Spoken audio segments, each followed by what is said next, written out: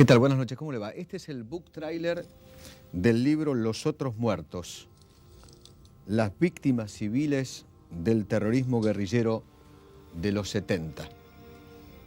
Y va mostrando distintas historias.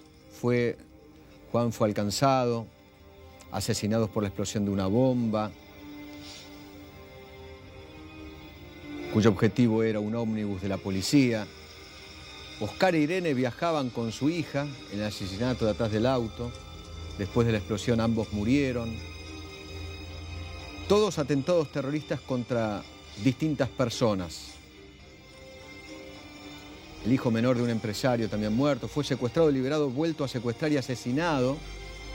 Distintas historias que cuenta el libro Los Otros Muertos. Son historias que nadie ha contado. Por lo general, la historia se ha contado solamente con un ojo, con el ojo izquierdo. Y la historia argentina hay que verla con los dos ojos. 1094 niños fueron muertos. Resultaron muertos por la guerrilla. Son números muy impresionantes, son historias conmovedoras, que también son parte de nuestra historia. Nunca contada. Los Otros Muertos. De ese libro justamente vamos a hablar en la noche de hoy. El libro lo tengo aquí en mis manos, es Los Otros Muertos, Carlos Manfroni y Victoria Villarroel. Carlos está con nosotros. Carlos, gracias por venir. ¿Qué tal? No, muchas gracias, Eduardo. Es muy impresionante, ¿no? Las historias que relata el libro. Impresionante, escalofriantes y conmovedoras. Y lo que más impresiona es que efectivamente se hayan olvidado durante tanto tiempo. Ahora que está de nuevo de moda García Márquez, que está el furor de García Márquez con su muerte, yo me acordaba de esa más famosa novela, 100 años de soledad, en la que la gente, después de varias noches de insomnio, toda la gente de un pueblo pierde la memoria. Y acá es como si después del insomnio de los 70, la gente hubiera perdido la memoria, pero lo hubiera perdido selectivamente. Hubo una maniobra jurídica grosera, pero que dio mucho resultado por parte de la Corte Suprema, y es decir que los crímenes de los guerrilleros estaban prescriptos porque no habían sido cometidos por agentes del Estado. Eran solamente crímenes comunes. Eran crímenes comunes. Claro. No hay una sola letra en el derecho internacional que diga que los crímenes para ser delitos de lesa humanidad tienen que haber sido cometidos por el Estado. Pero la Corte invocó el derecho internacional. No hay nada en el derecho internacional que lo diga, pero bueno, ellos a ver, lo invocaron. Internacionalmente también los delitos cometidos por guerrilleros o por terroristas son considerados de lesa humanidad. Bueno, así en lo el dice resto el del Estatuto mundo. de Roma. Claro. Así lo dice el Estatuto de Roma y no hay ningún antecedente que exija que sean cometidos por el Estado. Eso fue la primera cuestión grave, el haberlos dejado impunes. Pero hubo una cuestión más grave y es el hecho de que hayan quedado impunes moralmente.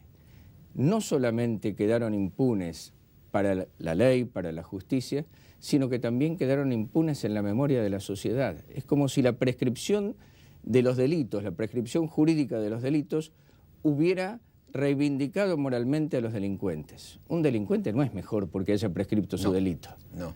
Y sin embargo, tienen algunos cargos públicos, otros fueron indemnizados, más de una vez indemnizados, porque indemnizados primero con una gruesa suma en dólares, después recientemente se les otorgó una pensión. 6.000 pesos por mes creo que son. Sí, y las víctimas ganan más que un jubilado.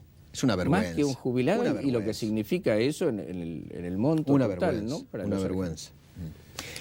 Yo estaba viendo, por ejemplo, en la tapa, por ejemplo, vemos al juez Quiroga asesinado por el ERP. Emilio Reno, policía asesinado mientras trabajaba de canillita, ¿no? Miguel Paiva, asesinado por el ERP. Cristina Viola, asesinada por el ERP, muy chiquitita. La hija del capitán Viola. Exactamente. Sí. Juan Mateasovich, asesinado por una bomba. Laura Ferrari, asesinado por un coche bomba. Antonio Muscat, asesinado por montoneros. Reinaldo Dal Bosco, asesinado por montoneros. Rucci, asesinado por montoneros. Susana Pérez, asesinada por el ERP. Larrabure, argentino Larrabure asesinado por el ERP. Todas imágenes son muy impresionantes y además las historias son conmovedoras, ¿no? Las historias que hay adentro son distintas de las de la tapa. ¿Cuál recuerda? Bueno, tenemos el caso de Juan Eduardo Barrios, un niño de 3 años que estaba con su mamá comiendo un helado cuando una montonera ametralló a un policía, porque era el objetivo, matar al policía, así se entrenaban, matando cualquier policía que estuviera por la calle. Después bajó cuando el policía todavía estaba vivo, le prendió fuego y para cubrir su retirada lanzó otra ráfaga de ametralladora que uno de los balazos dio en el abdomen de Juan Eduardo Barrios, de 3 años. Un chiquito que estaba allí, tomando un helado. Allí. Después hubo un gerente de la empresa Chrysler que había empezado de cadete. Había empezado de cadete y había ido escalando, era querido por todos los compañeros, defendía a los obreros en sus reclamos, es decir, no se podía decir nada de las cosas que suelen decir los terroristas de estos ejecutivos. Y sin embargo lo mataron por el solo hecho de ser gerente de la empresa Chrysler. Él golpearon a la puerta de su casa, él tenía un niño muy pequeño también, estaba su esposa durmiendo a las 6:30 de la mañana, golpearon la puerta de su casa, él se asomó por la ventana y lo ametrallaron ahí mismo. Está el caso de Monroy. Monroy fue ministro del Interior de la NUCE y aceptó, él era de origen radical, aceptó el ministerio con la sola condición de democratizar el país. Lo hizo, cumplió, ganó el peronismo en 1973, él se retiró, estaba como asesor de una mediana empresa metalúrgica de San Justo, comía todos los días en un modesto restaurante de San Justo, en una parrilla. Allí lo mataron los montoneros en 1974. Me acuerdo que, y allí está la foto en el libro, a fines de 1973 el Congreso le rindió un homenaje, el Congreso en pleno, con peronistas y radicales, le rindió un homenaje por haber democratizado el país. Perdón, 73, 74. Estamos hablando de periodo democrático. Periodo democrático. Digo para los jóvenes, porque algunos pueden confundir. Todavía no habían llegado los militares. Pleno periodo democrático, con un homenaje rendido por el Congreso en pleno por haber democratizado el país, por su contribución a la democratización del país. Inmediatamente después del homenaje, la revista Militancia, que dirigía Eduardo Luis Duhalde, quien después fue secretario de Derechos Humanos de los Kirchner. Ya muerto, pero en aquel momento publicó esa revista Militancia, que el único homenaje que merecía Monroy era el de la justicia popular que no hace concesiones. O sea, nosotros tuvimos un secretario de Derechos Humanos con su cerebro y sus manos manchados de sangre. Manchados de sangre porque no solo festejaba los crímenes a través de esa revista, sino que los anunciaba. Y ya se sabía que quienes aparecían en una sección de esa revista que se llamaba Cárcel del Pueblo, o se los indicaba como objetivos de la justicia popular, después aparecían asesinados. ¿En serio? Así ocurrió con todos. Ocurrió con Rucci, ocurrió con el padre Mujica, que no se sabe todavía bien quién lo mató. Ocurrió con Monroy. Dicen que al padre Mujica lo mató López Rega. Lo mandó matar López Rega. Bueno, la AAA. ¿Puede ser? Es una posibilidad. Es una posibilidad. También es cierto que les estaba estorbando a la cúpula montonera, porque era un sacerdote que le decía a la tropa montonera, bueno, basta muchachos, ya llegó Perón, hay que dejar las armas, ahora estamos en periodo democrático, hay que tranquilizarse, hay que acatar el verticalismo. Sí. Un cura villero que no dormía en la villa. No. Cruzaba la avenida Libertador y iba a su departamento, porque tengo entendido que Mujica proviene de una familia muy bien. Muy aristocrática. Muy aristocrática. De Buenos Aires. Él volvía a dormir a su departamento de avenida Libertador. Volvía a dormir a su departamento, dormía en un altillo, pero bueno, había tenido el mérito de apaciguar la violencia. Exacto. Algo que no convenía a la cúpula montonera. Por eso siempre está la duda, y creo que en la villa también tienen la duda sobre quién mató realmente. No se sabe si la AAA o los montoneros. O los montoneros. Y cuénteme una cosa, ¿y a Rucci quién lo termina matando? Montoneros, eso está reconocido por ellos. Pero ¿quién mata? ¿Quién lo mata? ¿Se sabe quién es? Bueno, quién se sabe que un tal Roqué es el que manejó el operativo. ¿Y quién dispara la ametralladora que lo termina matando? Bueno, ¿quién exactamente la dispara? No sé, pero es posible que él tiraba muy bien. Roqué. Sí. Ahora... Recuerda que se hablaba de Traviata, ¿no? La Operación Traviata que escribió Ceferino Real. Contémosle a los jóvenes que la Traviata era una galletita como la Express, sí, y tenía 23 agujeritos. Sí. Por eso a Rucci... Se le llamó Operación Traviata porque... 23 balazos. Porque le pegaron 23 balazos. Y Perón en ese momento dijo que es como si le hubieran cortado las piernas. La realidad es que Perón quedó aislado con la muerte de Rucci y la muerte de Mujica. Los montoneros querían el poder. Perón terminaba de ganar las elecciones con el 60% de los votos, pero ellos querían el poder. Poco tiempo después, y ahí hay otra de las historias, lo matan a un sindicalista llamado Antonio Magaldi, un sindicalista de San Nicolás, también querido por todo el pueblo. Cuando fue asesinado no había lugar en el cementerio porque la gente cubría todo el cementerio. Lo matan a Bandor. Lo mataron a Bandor. Bandor porque dijo el peronismo sin Perón. Sí, ahí ya fueron los protomontoneros, ¿no? Los que fue el germen de montoneros, ¿no? Ya empiezan matando a Bandor, después lo matan a Aramburu. Sí.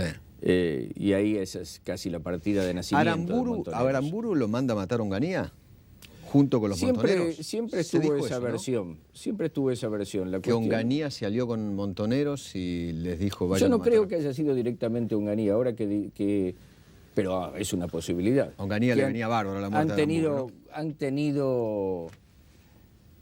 Y a los que les venía muy bien es a quienes después negociaron el regreso de Perón, porque lo sintomático de esto es que a Aramburu lo matan justo en el momento que está dialogando con Perón para traerlo de vuelta.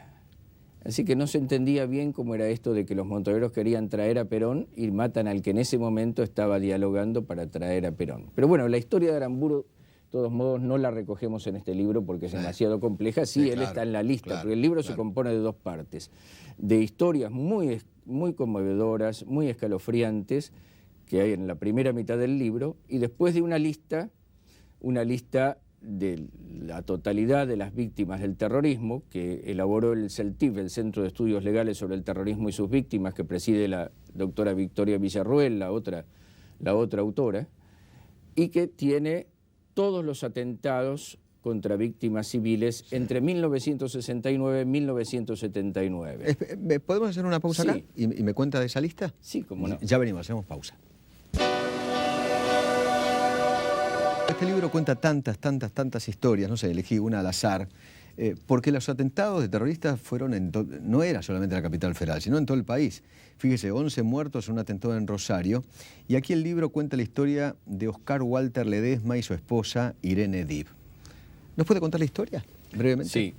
Oscar Walter Ledesma era un pequeño comerciante de Rosario, tenía un negocio de fotografía, como tantos que había en todos los barrios, y un día fue a la cancha a ver Rosario Central contra Unión de Santa Fe y dejó a su hijita de 10 años en la casa de la abuela de la nena, porque era un partido que podía tener algún problema, era casi un clásico, un partido que podía ponerse violento, pero la nena quería ir a la cancha. Pero bueno, se quedó con la abuela.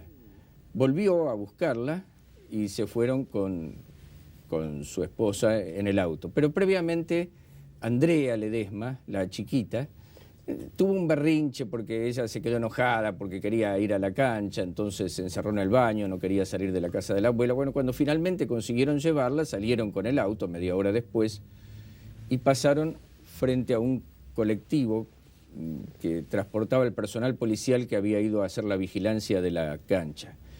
El colectivo explotó por una bomba que colocó Montoneros y el auto quedó allí. Andrea dice que vio una lluvia blanca y no se daba cuenta todavía de qué significaba. Llamó a los padres y los padres no contestaban. Se pasó al asiento de adelante y empezó a sacudir a los padres, pero los padres estaban muertos. Bajó del auto y un joven que estaba allí la acompañó hasta la casa de una vecina que la ayudó a lavarse un poco, ella estaba cortada. Hasta el día de hoy Andrea Ledesma, además de esa pérdida terrible de sus padres, que la sumió en una depresión enorme durante toda su vida, la hizo transitar de un pariente a otro a lo largo de toda su existencia. Quedó huérfana de padre y madre. Quedó huérfana a los 10 años. Todavía hoy está diciendo, si yo no me hubiera encaprichado, tal vez, y hubiera demorado la salida de mis padres, tal vez hubiera cambiado la historia. Entonces uno se pregunta, ¿dónde estaban los que querían cambiar la historia?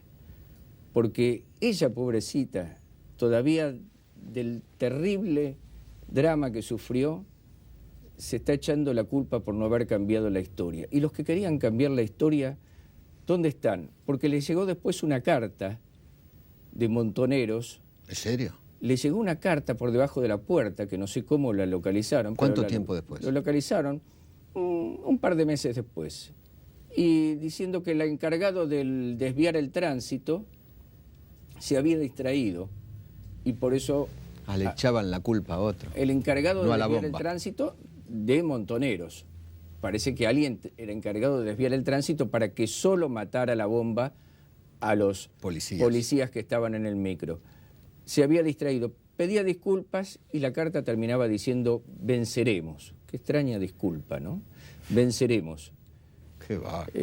Bueno, hasta el día de hoy, estas personas también son víctimas, no solo las que murieron, sino las que quedaron huérfanas, las que sufrieron enfermedades y murieron después. Cuando mataron al brigadier Longinotti en su casa de Castelar, una casa modesta de Castelar, él estaba retirado hace 4 años, mataron también al hijo que estaba allí y que quiso defenderlo, lo hirieron y murió una semana después, y un par de meses después murió la esposa del corazón y quedó también la hija adolescente huérfana con una pena enorme. Nos contó esta historia, la entrevistamos para esta historia y poco después murió ella también. ¡Qué bárbaro! Son todos dramas. Los Montoneros han matado infinidad, no solamente militares, policías, ¿no? Gendarmes, prefecturianos, qué sé yo, sino civiles. La mayoría de las víctimas son civiles propiamente dichos, porque nosotros hemos tomado como el concepto de civiles a lo que las Naciones Unidas llama civiles, es decir, que pueden ser civiles propiamente dichos o militares que están en una situación no combatiente en el momento de la muerte, que son considerados civiles, ¿no? O los policías, que son siempre civiles. Pero solo para tener una idea de la envergadura de la situación, pensemos que en el periodo entre 1969 y 1979 hicieron explotar 4.380 bombas. Si ese no es un ataque a la población civil, uno quisiera saber qué es un ataque a la población civil. En 10 años. 4.380 bombas. Y esto solo lo que está registrado por los diarios, porque nosotros, para que no hubiera ningún lugar a discusión, el CELTIB, el Centro de Estudios Legales sobre el Terrorismo y sus Víctimas, tomó únicamente la información publicada, la que publicaban 4 diarios: La Nación, Clarín, Crónica y La Prensa, o la que reconocían los exguerrilleros en sus libros. Sí. Ahora, es impresionante, en la segunda parte del libro yo veo que es todo lista. Miren, listas y listas. ¿Estos qué son? ¿Los muertos y heridos por el terrorismo? Atentados, y muertos, heridos o secuestrados. Y esta lista es una lista corta, en este sentido. Están solo los muertos, heridos y secuestrados. Es impresionante la cantidad de... Pero si uno considera las víctimas en general, que pueden ser no solo los secuestrados, sino que algunos que hayan sido privados de su libertad por un tiempo breve, como por ejemplo cuando se secuestra un colectivo o se desvía un avión, o algunos que hayan sido afectados en su propiedad, las víctimas son 17.000. Si los consideramos... 17.000. Claro, si consideramos a todos, las personas que han sido afectadas en su propiedad, las que han sido privadas de su libertad por un tiempo breve, las víctimas fueron 17.000. Tenemos ahí 1.094 muertos, más de 2.300 heridos, 4.380 bombas, hay como alrededor de 800 secuestros. ¿Cuántos chiquitos mataron? Chiquitos hay alrededor de 80. Dios mío, Dios mío. Pero son más si consideramos estos los heridos, no medían, o si consideramos los que murieron después, hay más todavía. Estos tipos no medían nada. No medían nada, ni les interesaba. Ni les interesaba. Y habría que aclarar lo siguiente, ¿no? Que en Montoneros estaban Berbisky, Bonazo, Rodolfo Walsh, digo algunos nombres conocidos de hoy, ¿no? Sí, sí. Hay otros más. Pernía, ¿no? Vaca Narvaja. Perdía. Pernía era de los militares. Perdía era de la cúpula de Montoneros. Sí. Era uno de los de la cúpula Sí. de Montoneros. Sí. Porque la cúpula ahí estaban Firmenich, Pero Perdía, Vaca Narvaja. Berbisky, que hoy levanta la bandera de los derechos humanos y del CEL, si querés yo, tiene las manos manchadas de sangre, ¿no? Y el cerebro también. Pensemos lo que ha sido esto. Esto ha sido terrible. Montoneros siguió el ataque, porque el ERP fue prácticamente extinguido en 1976. Claro. Pero Montoneros siguió con sus Siguió. ataques hasta 1980. El ERP había sido combatido mayormente por el ejército hasta 1976. Y Montoneros en general por la Marina. Pero siguió con sus ataques hasta 1980, con la contraofensiva montonera, con todos esos atentados que cometió en 1979. Pero es muy así que impresionante eso- porque periodistas jóvenes hoy estudian, por ejemplo, en la Universidad de La Plata, ¿no? Las cátedras de Rodolfo Walsh y se babean con Rodolfo Walsh. Y es uno de los autores intelectuales de muchos de estos atentados. Asombra la doble moral, ¿no es cierto? Asombra la doble moral. Asombra cómo los jueces no se conmueven ante estas cosas, porque además no se trata solo de que apliquen justicia, se trata también de que no se codeen con ellos, de que no aparezcan en público dándoles un aval moral. Sí. Y sin embargo lo hacen.